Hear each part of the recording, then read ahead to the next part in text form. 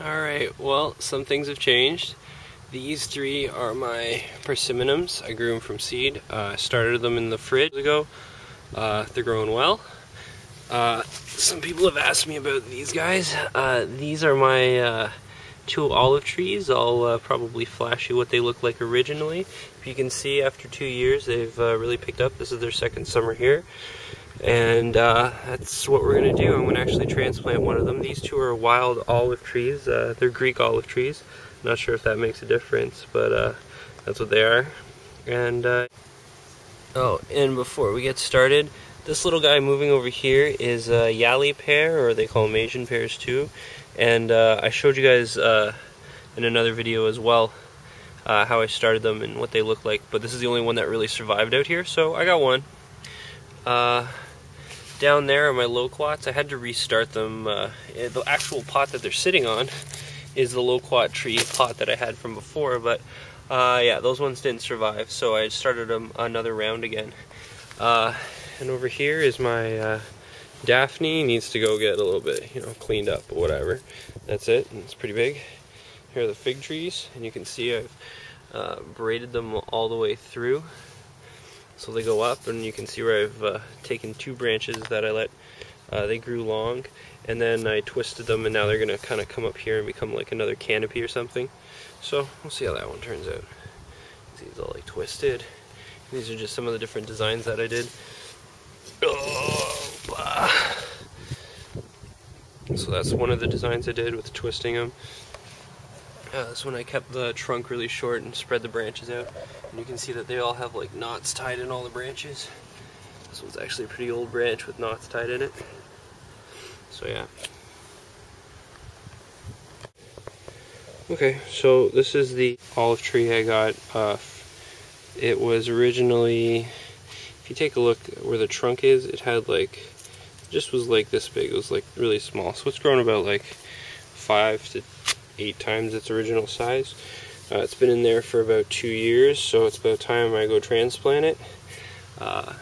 There's the pot I'm moving it to. Thank you, winners. And it was just a ceramic pot, and it has the mixture in like I had for when I made this, the hibiscus, and as you can see, it's recovered quite well. This is the hibiscus I have in one of the previous videos, and that's the soil mix that I'm using for the other one over here, is the same I used over here. And this is just some moss I put in. Actually, that's kind of cool. It actually picked up a little bit. So yeah, there you go. And first thing I'm going to do is I'm going to pull this thing out of the pot. So there you go. I just pushed it up from the bottom.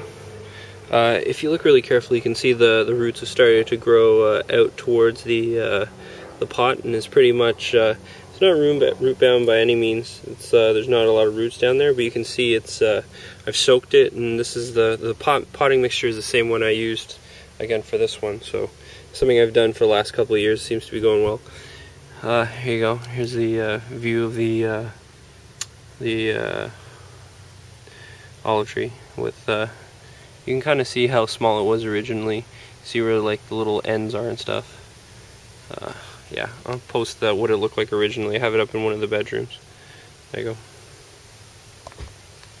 So yeah, now what you're going to do is just gently kind of work the soil around it like it's just falling apart in my hands, because I haven't let it really get too hard and too all clumped up. The bottom though is a little bit more difficult to work with one hand, so I'm going to take my other hand and stop filming right now and just work that back into the soil. There you go. You can see just how rich that soil is that I took off. It's probably could have been there for another couple of years before I had to change it, but there's a root ball of it.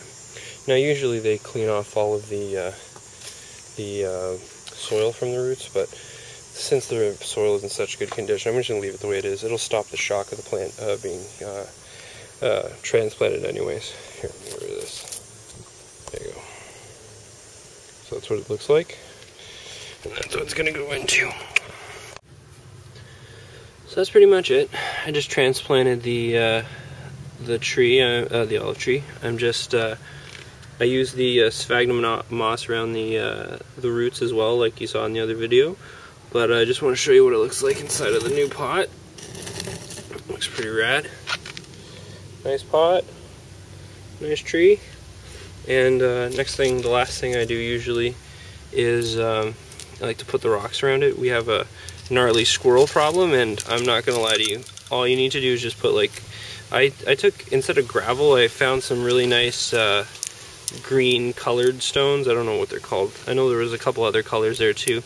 Anyways, so I just took the these green stones right here, and they prevent the squirrels from digging up all the new plants you just transplanted. Anywho, that's pretty much it. And yeah, that's the update with all the plants. Okay.